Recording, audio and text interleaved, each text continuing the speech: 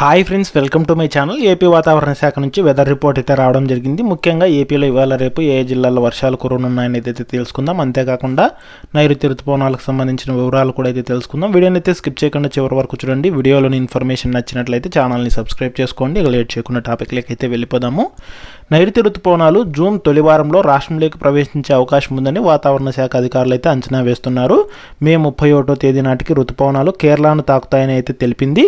ఇక అన్ని అనుకూలిస్తే ఆ తర్వాత 3 లేదా 4 రోజుల్లో రాష్ట్రాన్ని తాకే అవకాశం ఉన్నట్లు వాతావరణ శాఖ అయితే తెలిపింది.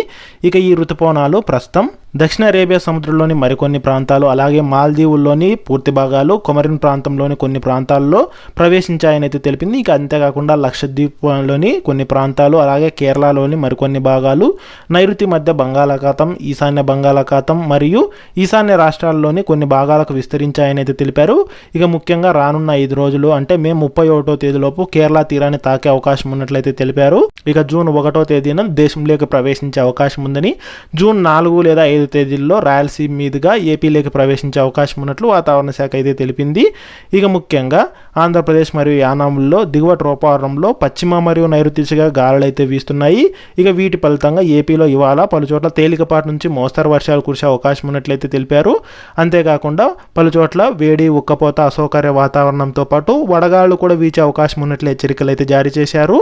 ఉష్ణోగ్రతలు కూడా 2 నుంచి 3 డిగ్రీలు పెరిగే అవకాశం ఉన్నట్లు తెలిపారు.